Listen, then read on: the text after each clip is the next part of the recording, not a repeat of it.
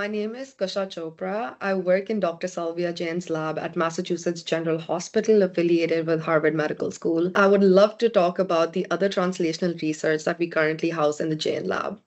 The Jain lab constitutes many highly motivated members who are currently working on various translational projects. The first that I would like to highlight is the PETAL Consortium. It is the first and only one of its kind multinational effort that commits to accelerate scientific breakthroughs to effective patient care. It is a comprehensive international coalition of T-cell lymphoma experts that spans across 19 sites and 10 countries.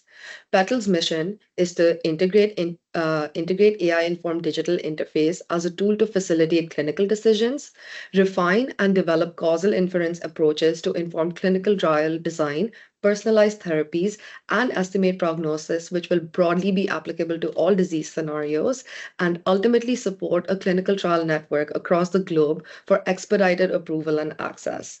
PETAL's first initiative to benchmark and predict global T-cell lymphoma outcomes with minimal data effectively developed a novel causal inference method that is useful for specific cases with limited patient information. It has since shaped in a revised first manuscript, impending resubmission to Blood with a risk scoring system for relapsed refractory peripheral T-cell lymphoma or PTCL. Currently, the team continues to power PETAL's second initiative to move to precision medicine through the integration of genomics and machine learning. Our inaugural site, Massachusetts General Hospital, has been activated and will begin activating other sites in fall of 2024. PETAL's future goal is to build novel AI approaches that are disease and treatment agnostic by representing the largest prospective global dataset and AI-driven comprehensive platform for PTCL. We also hope to forge key partnerships, support research in low, middle, and high-income participating sites, including women and minority investigators, and train students and investigators around the world in AI advanced research and independent of disease type.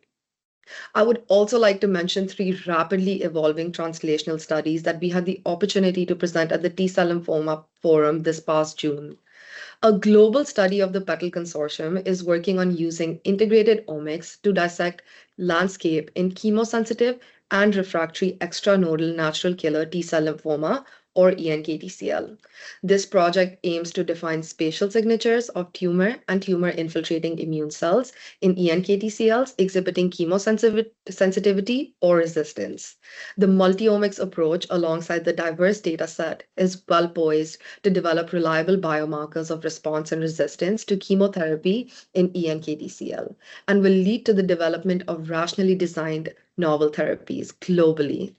Another project investigates 1, the 3D chromatin organization on diagnostic angioimmunoblastic T-cell lymphoma, or AITL FFPE tissue, and 2, the broader PTCL epigenetic landscape by profiling post-translational histone modifications in PTCL cell lines and PDXs.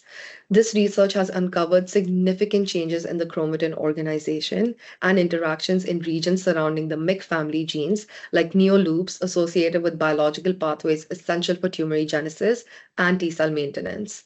The project further utilizes cut and tag to identify enhancer and super enhancer regions that contribute to disease progression.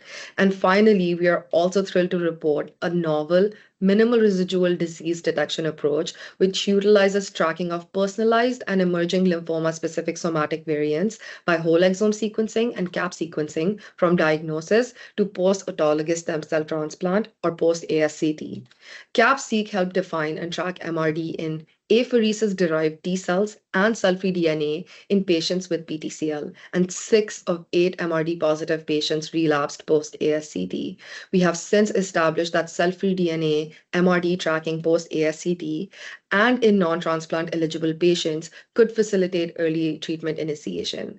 The cohort has expanded to include non-ASCT cases and is currently growing via a multi-center effort.